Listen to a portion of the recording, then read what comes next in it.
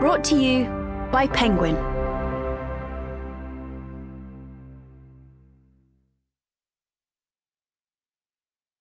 Happy Endings by Melanie Cantor. Read by Rebecca Lacey.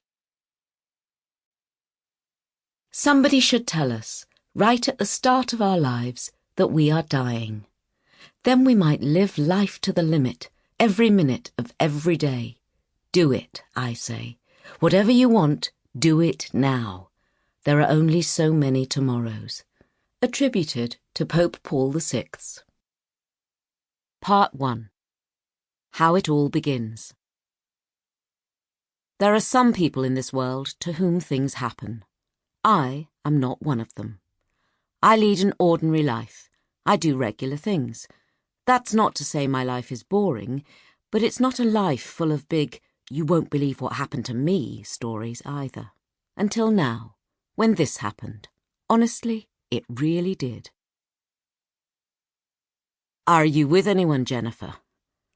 I smile apologetically. No, still single. Shuffle in seat. I hate this sort of question. I go out on occasional dates, Dr. Mackenzie. It's just, I'm not very good with this internet stuff. Besides, I've never known my left from my right. I chuckle awkwardly, then catch the look on his face. You don't mean that, do you? No, he says, scratching his chin. Are you here with anyone today? I'm thrown by this. For a moment, I thought he was about to tell me I had an STD, which, under the aforementioned circumstances, would give substance to my fear of public conveniences. Why, I say. Should I be? It would have been helpful. I asked the receptionist to suggest it. I think she did. I thought she was mad. He takes off his steel-rimmed glasses and presses his palms against his eyes. I'm so sorry, Jennifer. It's not good news. You have a rare blood disorder. He looks grim-faced. I've never seen this expression before. The room starts to throb disconcertingly. My ears throb. Everything throbs.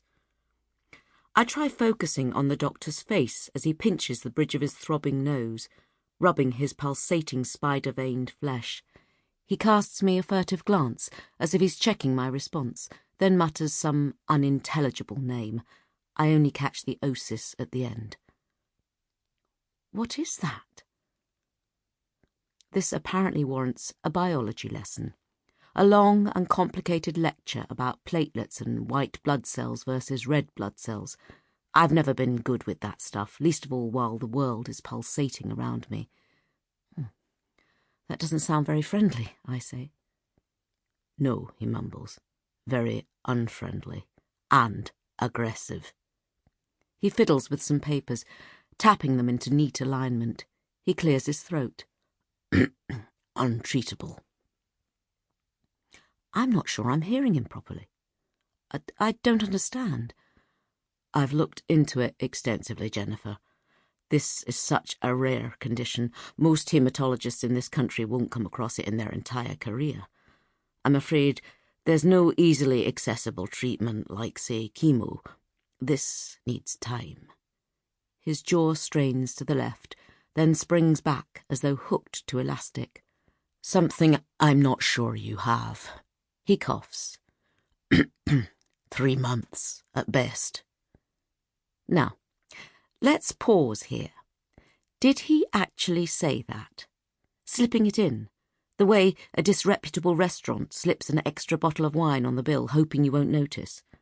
My ears are ringing. I try to ignore the bile that's rising in my throat, but it's unrelenting. Dr. Mackenzie, I splutter. I think I'm going to throw up. He shoots me a panicked glance, then makes an old man slow-mo dive behind his desk, knocking his elbow. Ouch, I feel his pain. He hands me a grey metal bin. I stare into it. He waits a polite moment. My every cell is focusing on the bin. A discarded Snickers wrapper sits amongst scrunched balls of paper. I retch, then vomit. My head is pounding. Dr. Mackenzie passes me some tissues and a glass of water he has on standby. Take your time, he says. But I don't... Sample complete. Ready to continue?